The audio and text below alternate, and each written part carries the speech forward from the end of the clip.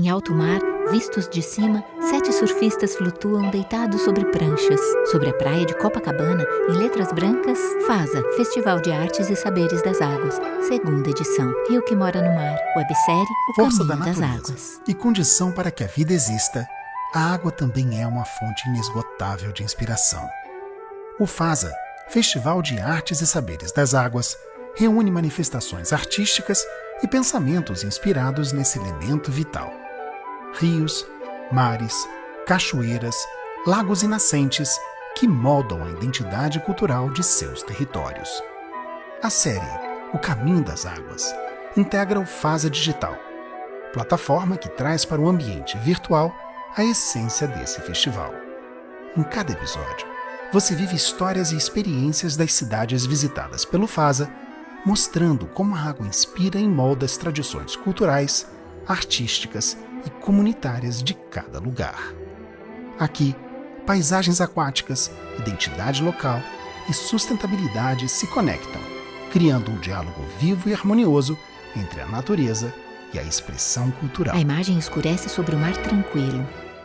Visto do alto, o Morro do Pão de Açúcar. Um lugar onde montanhas de granito mergulham no oceano, onde o mar acaricia areias claras e uma grande baía de águas calmas se oferece como ventre de vida marinha e também de histórias, encontros e travessias. Ao fundo, dezenas de montanhas despontam entre lâminas de nuvens. Essa é a cidade do Rio de Janeiro, terra de sol que doura a pele de quem faz do mergulho matinal o primeiro batismo do dia.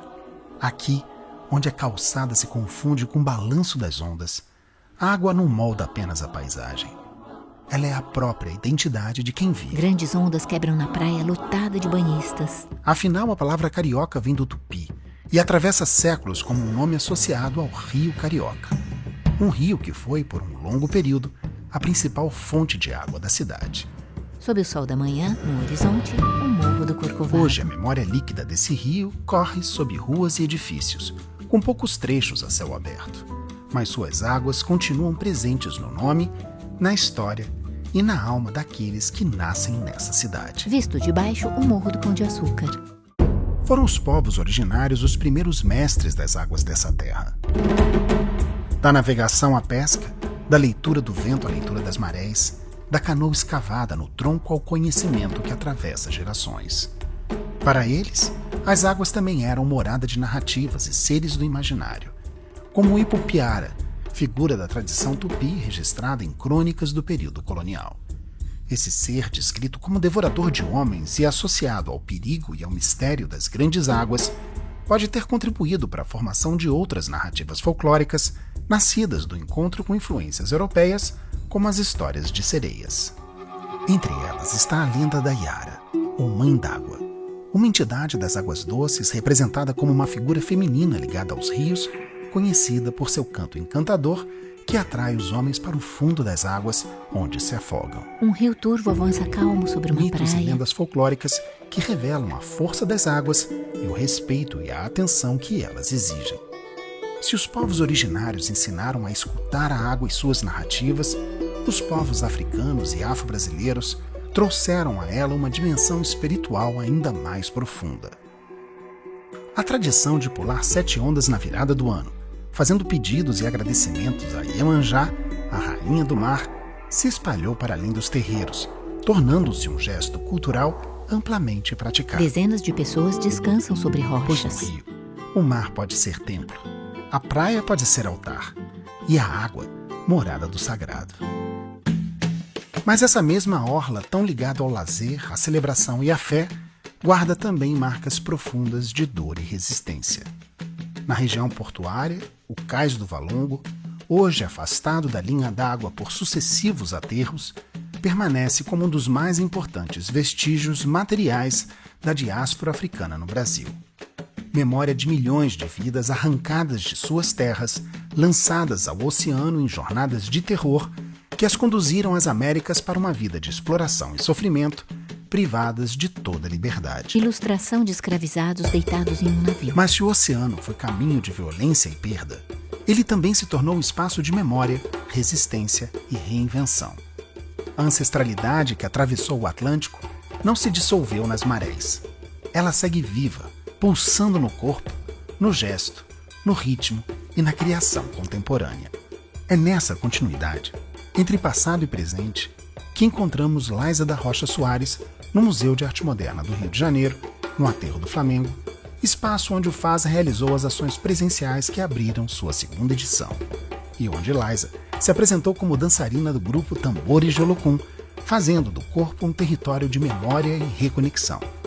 Em sua trajetória, Laísa une dança, espiritualidade e pensamento crítico, para nos lembrar que falar de água é também falar de ancestralidade, de cuidado e de futuro. É uma grande responsabilidade e é uma grande honra dançar em homenagem, né, à grande mãe Iemanjá. Cerca de 40 mulheres dançam usando roupas azuis. Que aqui no Brasil, né, a gente relaciona muito ao mar, né, e em muitas regiões da África está relacionada às águas de rio. Laísa é negra de pele escura com os cabelos crespos e quando eu estou Black dançando, né, a dança ela é fluida, como as águas, né? A dança se movimenta como as águas. Quando eu estou criando, porque geralmente eu danço, claro que tem a ver com a minha experiência dentro da dança, mas eu estou criando ali ao mesmo tempo porque eu estou sentindo ali ao mesmo tempo. E estou sentindo a fluidez, as águas que estão em volta de mim, das pessoas. A água sensibiliza, a água se conecta também. A água também ela se desvia dos obstáculos, ela conduz também. Uma fileira de pessoas com zabumbas penduradas a tiracola. Então a gente sente, por exemplo, com os tambores, que as pessoas estão conectadas com as águas, né? Quando elas estão ali dançando, né? Sim, sim. Até mesmo porque, né, o nome Tambores de Olocum. Olocum também é orixá. Uhum. Orixá relacionado às profundezas, o orixá também poderoso como todos os outros. As cores do Tambores de Olocum, né, os toques, muitas loas do Tambores de Olocum, feita para Olocum. Então tem ali o pensamento também nas águas, a força das águas. O pensamento, então, tanto para fazer o toque, quanto para dançar, para pensar nas coreografias, para fazer as coreografias. E essa conexão entre tambor, toque, dança, né, que mexe ali todos os sentidos, né? Ela é feita em conjunto, a construção da dança e do toque, da música, da cantiga. Na bateria, homens e mulheres tocam zabumbas. A gente tem as iabás dos orixás, todas estão relacionadas às águas. Por exemplo, minha mãe Oxum, minha mãe Nanã, Oiá também. As iabás estão conectadas às águas e às diferentes águas, né? Tanto as águas do mar, as águas dos rios doces, cachoeira, as águas pantanosas relacionadas a Nanã. Preservar essas águas, valorizar também a importância dessas águas, eu acho que é fundamental para a gente continuar pensando na vida. Se a gente não cuidar das nossas nascentes, dos nossos corpos d'água, é como não cuidar dos nossos corpos, né, humanos. Essa conexão cultural, espiritual e simbólica com as águas, que nasce do encontro entre saberes indígenas, tradições afro-brasileiras e europeias, segue fluindo viva em nossa identidade. Uma prova disso são os modos de vida caiçaras, que se sustentam da pesca artesanal, mantendo viva a herança e a preservação desses saberes ancestrais. Da arte de moldar e esculpir uma canoa a partir de um único tronco de madeira, passando pelo trançar de redes manuais, cada pescador é um guardião da leitura dos ventos, das marés e da própria alma das águas. No mar, um homem puxa uma No meio da rede. metrópole, mais precisamente nas areias de Copacabana, no posto 6, a cultura caiçara resiste. Em frente ao posto, Aqui existe um cerca de ponto em 15 que o rio canoas revela estão uma de paradas suas na areia. permanências mais fortes, a colônia de pescadores Z13.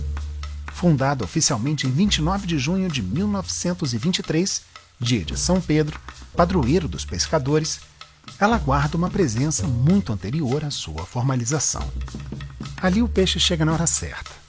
A rede ainda é consertada com paciência, e o mar é casa, trabalho e vida de quem há muito tempo aprendeu a escutá-lo. Kátia Janini, uma das lideranças dessa colônia, nos mostrou que este local não é cenário. É um espaço de história viva, que atravessa gerações e um pedaço de Copacabana, que o progresso não conseguiu apagar. Kátia é negra de cabelos A colônia, avermelhados e curtos. na verdade, ela resiste, né, todo esse progresso que vem em Copacabana.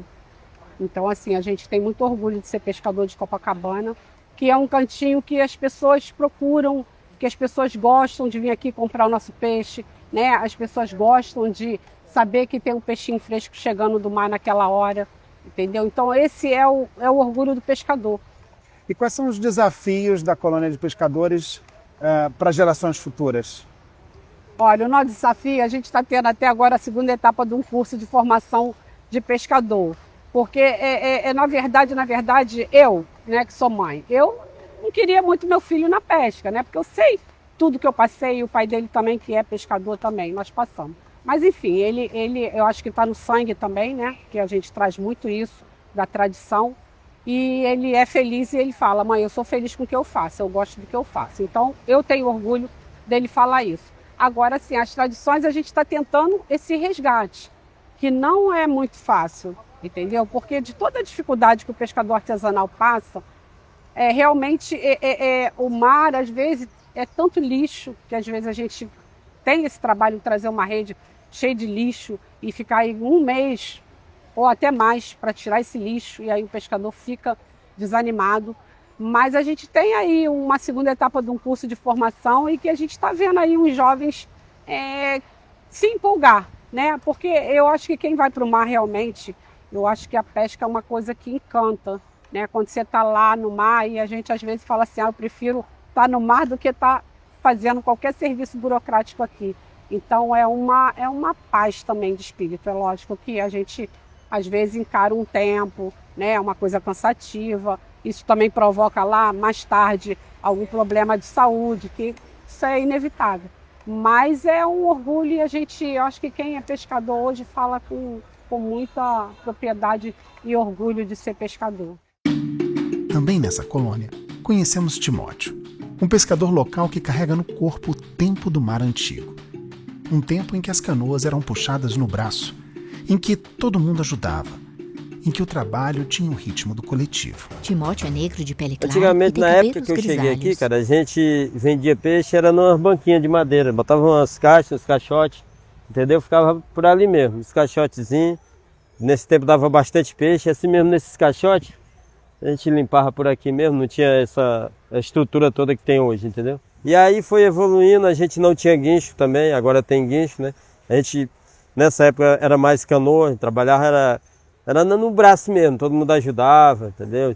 Antigamente também tinha um arrastão que acabou, né? Vai passando o tempo, as coisas vai ficando mais modernas, aí, né? Aí vai renovando. E quais são as tradições que se preservaram aqui da colônia de pescadores ao longo dessa história, que você vê que ainda estão presentes aqui? Ao redor deles, dezenas de redes suspensas e caiaques. Que a gente preserva aqui ainda, né? Essa venda de peixe da gente aqui, entendeu? A limpeza que agora ficou mais moderna, entendeu? E a pescaria de rede, né? Que é uma tradição mais antiga.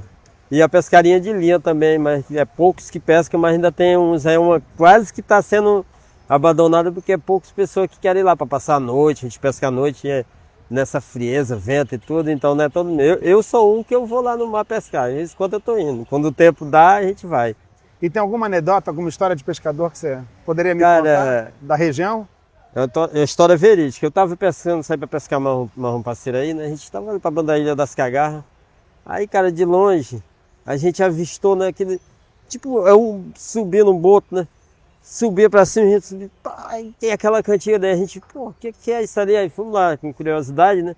Quando nós chegamos lá, tinha um boto novo, morto, e a mãe. Quando nós chegamos assim, a distância de uns 50 metros desse boto, esse outro boto que a mãe veio na nossa chicotada, pensei que ela ia bater no barco. Ela veio no rio da gente, eu não sei porquê. Quando chegou assim, e a gente achava que ela ia bater no barco, ela mergulhou, foi por baixo. Aí foi lá, deu a volta, veio de novo, aí eu até, vamos parar, vamos voltar. Aí nós voltamos, entendeu? Ali aconteceu as cagarras. Então o filhote dela estava morto. Não sei se ela pensou que foi a gente que matou, então que não queria que ninguém chegasse perto lá. Mas ela veio na violência, que era que a gente achou que ela ia bater no barco. Ela vinha muito veloz, assim, de caraca, vai bater no barco. Mas quando chegou aquela, mergulhou, deu a volta e veio de novo, aí nós Querendo afugentar vocês. É. A relação do carioca com as águas também se manifesta no alimento, no peixe que sustenta, na receita que preserva, no cuidado com aquilo que o mar oferece, quando a gente aprende a não pedir além do que ele pode dar. Em uma rua, O barraquinhas de FASA, feira. que realizamos no Rio de Janeiro, recebeu a Junta Local, rede de pequenos produtores e empreendedores gastronômicos que conecta quem produz com quem consome, fortalecendo a economia local e a consciência alimentar. Aqui, conhecemos Paulo, que nos falou sobre a ponte entre o mar e a cidade e a importância de valorizarmos a pesca artesanal e os pescadores locais. Paulo é branco com a pele Desde queimada de pequeno, sol a e tem gente, cabelos minha e barba família toda é grisalhos. velejante. Então, a relação com a água a gente sempre teve. Morei muito tempo no Rio de Janeiro, praias e lagoa. Algumas cachoeiras aqui também que a gente frequentava no Jardim Botânico. E durante a pandemia, por problemas financeiros, tinha um restaurante em Socorro e nós fechamos. E em busca de qualidade de vida, eu fui para Cabo Frio. É uma cidade que vive muito do turismo no verão, com dificuldade de manter o ano inteiro um recurso financeiro. Eu acabei fazendo parceria com alguns pescadores e venho vender peixe aqui no Rio de Janeiro, aos finais de semana nas feiras da Junta Local.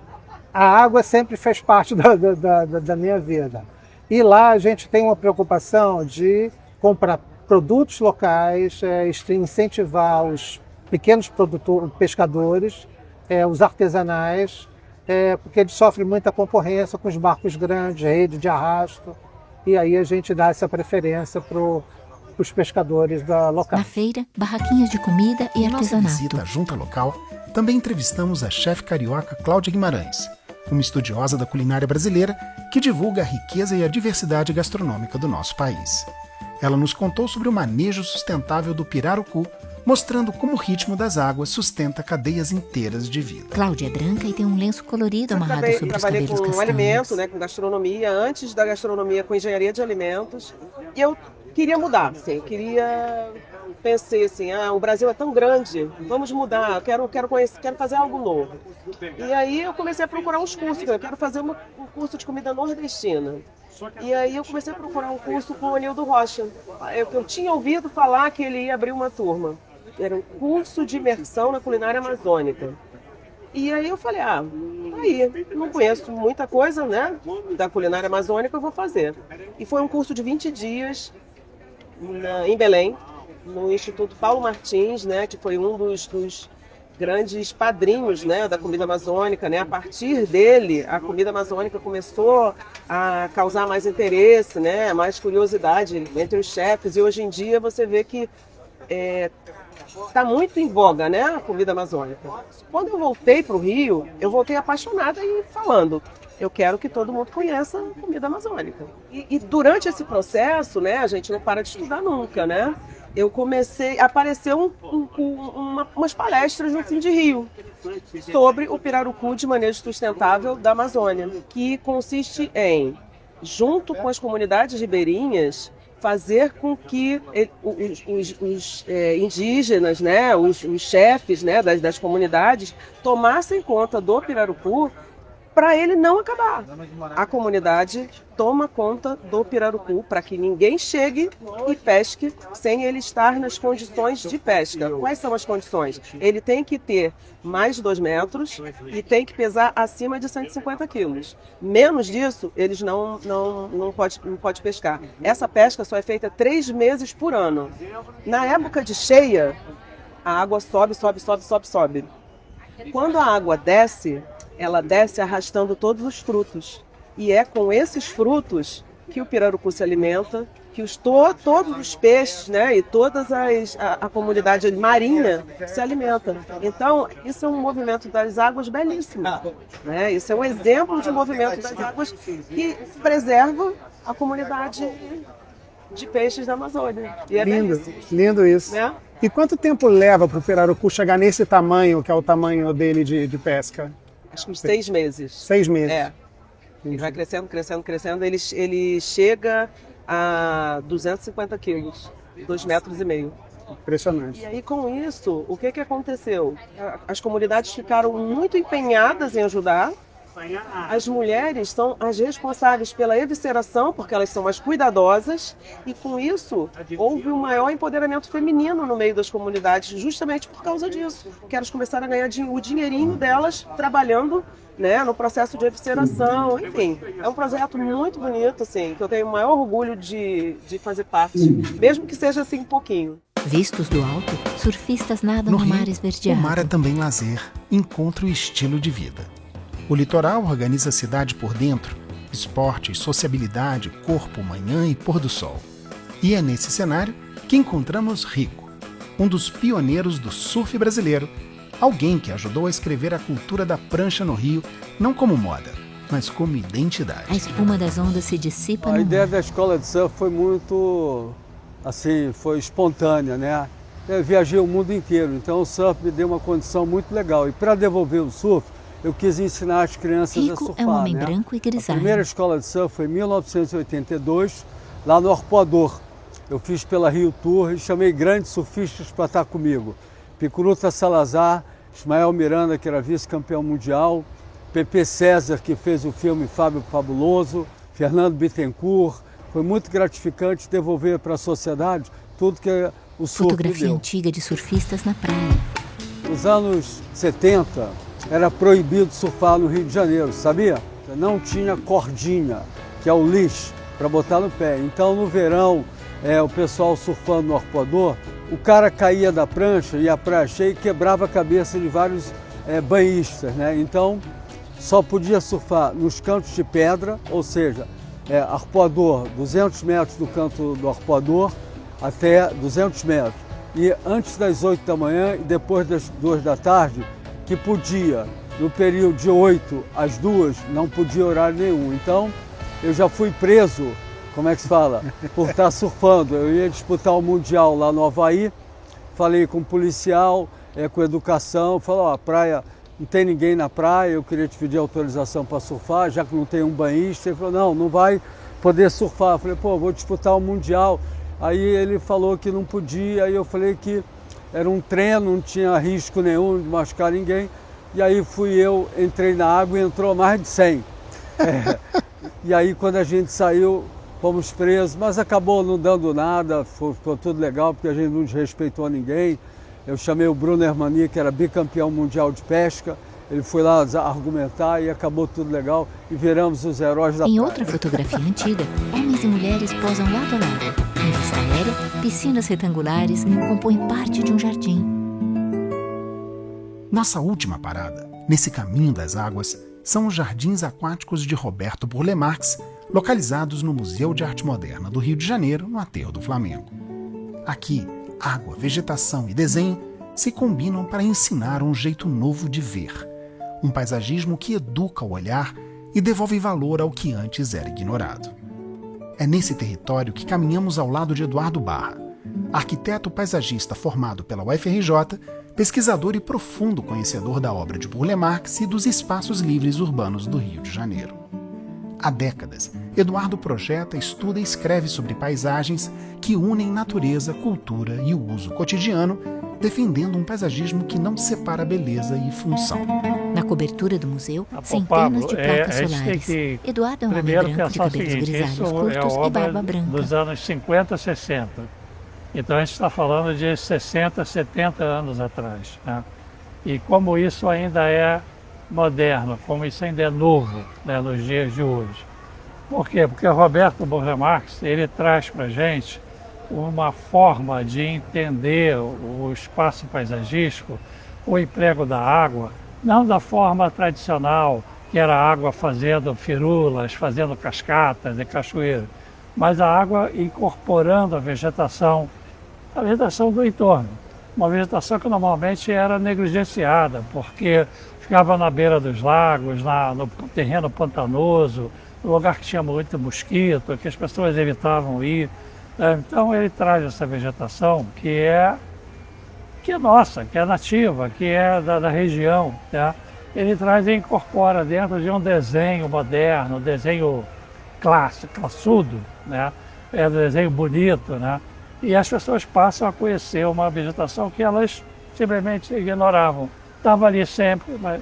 Então eu acho que ele traz esse papel fundamental do paisagismo como elemento educativo, né? Um elemento de divulgação das nossas belezas vegetais escondidas ou desprezadas, né? E de uma mudança de olhar, né? Sim, ele traz isso, ele traz uma forma de você perceber as coisas de uma forma diferente. E aí você passar a valorizar, né? Esse que é o lado educativo, né? Eduardo, de que forma você acha que o paisagismo é também um instrumento de conscientização ambiental e de educação ambiental? É o tempo todo. Eu acho que o paisagismo não é só fazer um jardim, não é só escolher uma planta para um determinado canteiro.